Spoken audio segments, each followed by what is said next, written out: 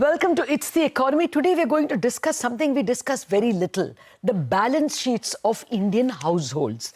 Now, CLSA's economist Nikhil Gupta has put out a rather important, well-researched report pointing to a difficult development in India's household finances.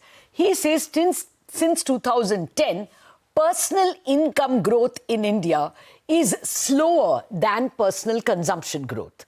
Personal income since FY21 is growing at a CAGR, compounded annual rate, of 10%, but consumption is growing at 10.6%.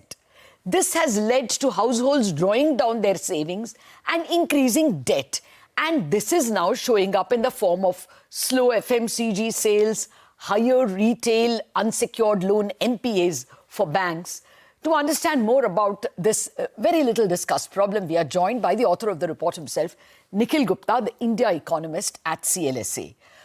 Nikhil, good morning and thank you very much for joining me. I, of course, summarized it in a sentence.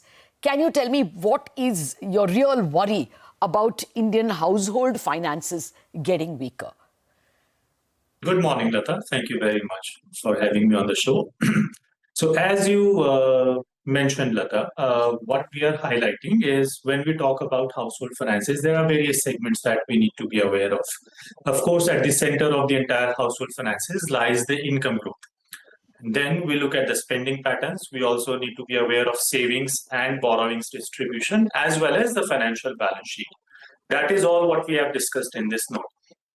Now, over the past 10 to 15 years, what has happened is consumption growth of household sector has outpaced income growth. Okay. Now, if your spending growth is more than your income growth, it can happen only and only if you are drawing down or saving less, if you're drawing down your savings or you're saving less, and if you're adding more to your leverage. Both of these trends have been true in case of India. Household savings, total savings according to our estimates, was at 27-year low in FY25, and household debt at 55% of income or 43% of GDP was at all-time high. Now, the issue is, when we started this trend of consumption growth outpacing income growth, when it started, we had a very high level of a very comfortable level of savings, and our household debt to GDP or household debt to income ratio was very low. So when we started, it was not a problem. But when this has continued for 10 to 12 to 15 years, now we believe we have reached a stage where this kind of outpacing consumption growth over income growth is unsustainable. And this is very clear over the last 2 years. So what we have seen over the last 2 years is debt growth has come off, which started when the RBI proactively started putting constraints on unsecured loan growth. And we have also seen a reversal in the net financial savings. So net financial savings of households was at 47-year low of less than 5% of GDP in FY23. And now in FY25, 2 years, for the second consecutive year, we saw a recovery in NFS to almost 6% of GDP. Now, if these trends continue, we hope these trends continue over the next few years as well, by which I mean debt growth remained constrained and net financial savings continue to improve, then unless income growth picks up, it is very difficult for consumption growth to be anywhere close to what we have seen in the last 5 or 10 or 15 years. And that is where our concern comes in. No, the point is taken. We're running your table of income growth in the various decades, and clearly one can see that personal disposable income, what we are discussing as income is PDI. It's available in the MOSPI website as personal disposable income. Now, Nikhil, while that point is taken that income is growing slower than consumption, if you actually look at the PFCE, personal final consumption data in the GDP, it was very bad in FY24. I agree with you. It was 5.6% or something. But last year, FY25, it was like 7.2. The number that came earlier this week, last week, was 7%. That consumption is not looking bad.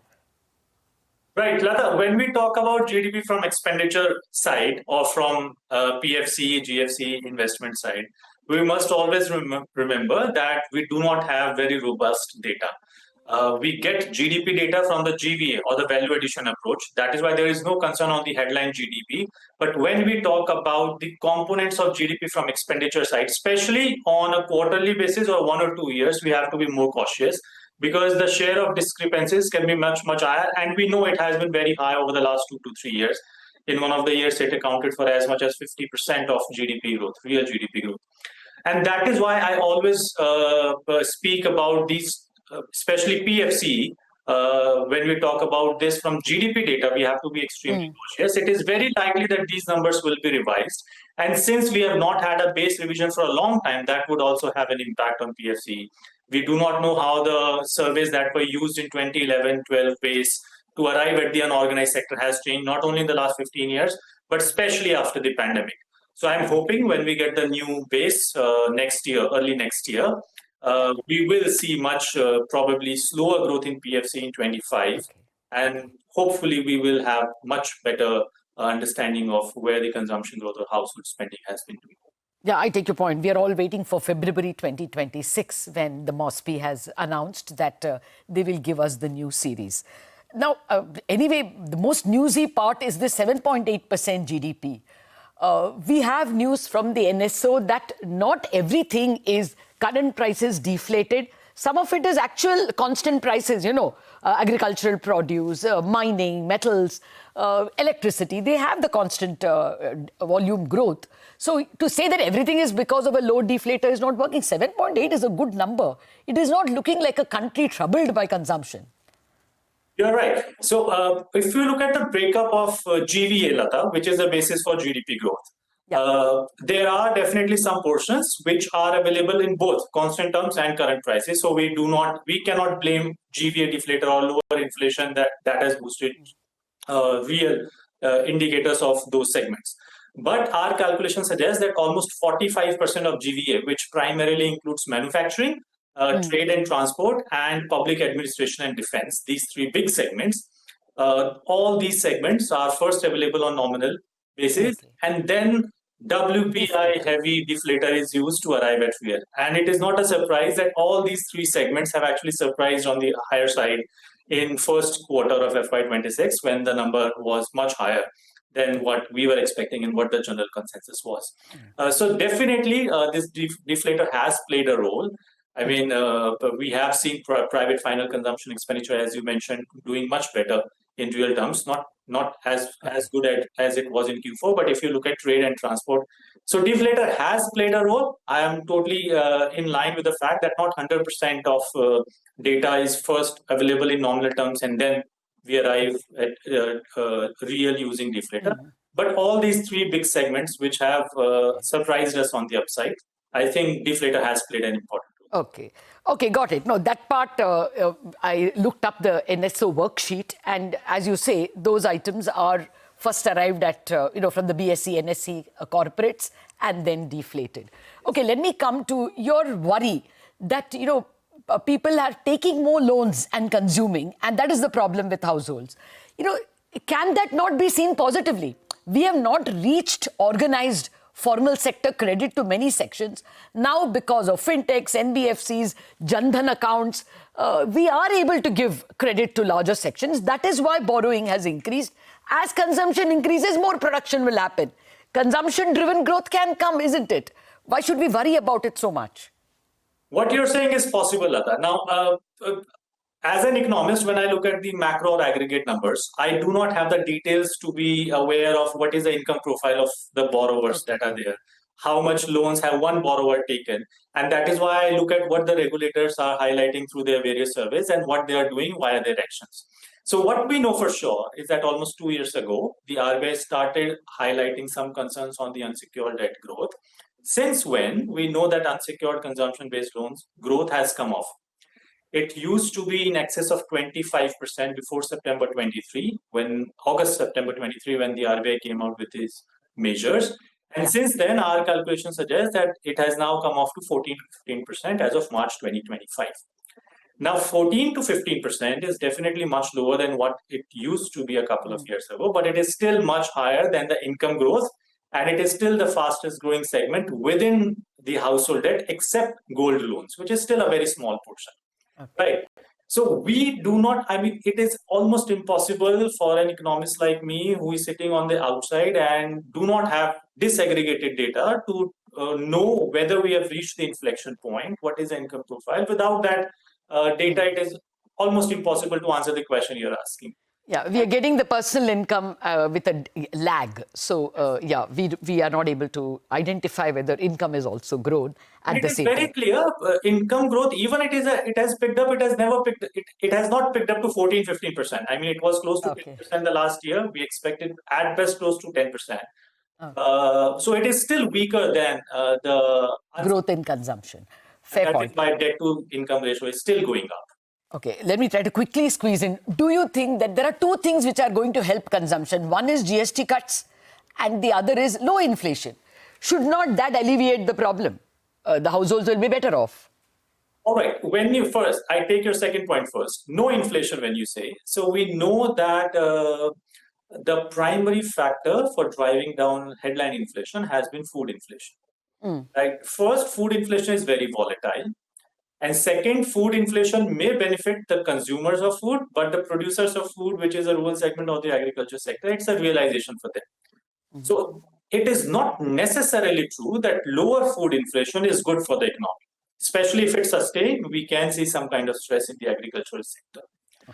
Second, now coming to your first point, you mentioned about GST cuts. GST cuts. Definitely, there is no doubt when the GST cuts come into place, we will see a boost to consumption.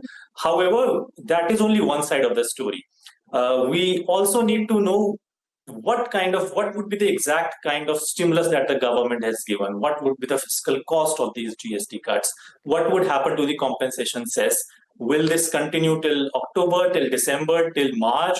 Will the new 40% slab that they have told us, will that slab attract any further cesses, or will that be the maximum GST rate on any goods? Because if that is the case, there are a lot of motor vehicles at this point in time, and some of the same goods, or the demerit goods as we call them, they have a much higher rate than 40% at this point in time.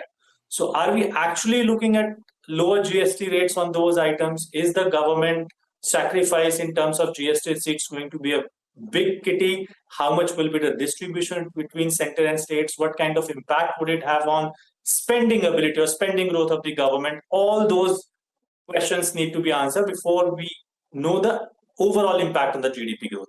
Okay. Having said that, there is no doubt that from consumption perspective, GST cut is a positive thing. Okay.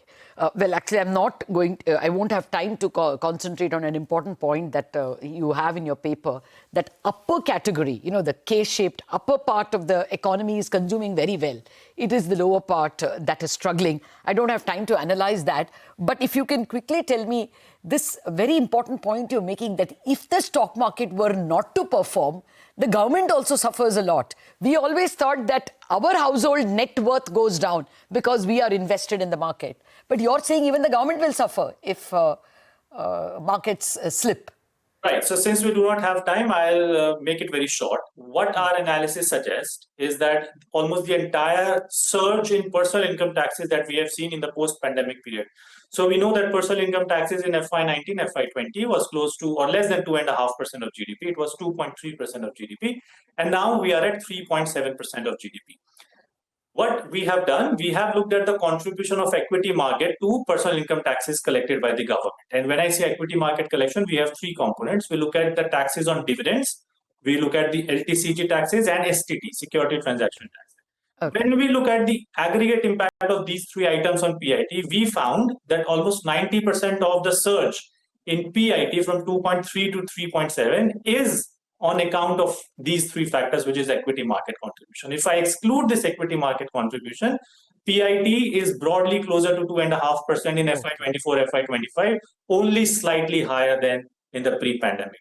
And that is where we are highlighting that if equity market does not do good, if there is, let's say, 10-20% correction in the equity market, it will not only hurt the household sector, household balance sheet, but it will also hurt the government tax collection, especially the personal income taxes, which has been the key driver of overall tax growth in the country in the post-pandemic. Okay, but it's good to know that the government is on your side. They want stock markets to do well. Thank you very much, Nikhil. I agree. It's a many-sided report and requires a lot more detailed reading and understanding. But thank you very much for giving us a jhalak of your report on household finances. Importantly, if the stock markets don't do well, then STT, LTCG, dividend tax, all these incomes also for the government go down. We have to remember that. Well, with that, we'll wrap up this edition of It's the Economy. After a break, it'll be time for Chartbusters.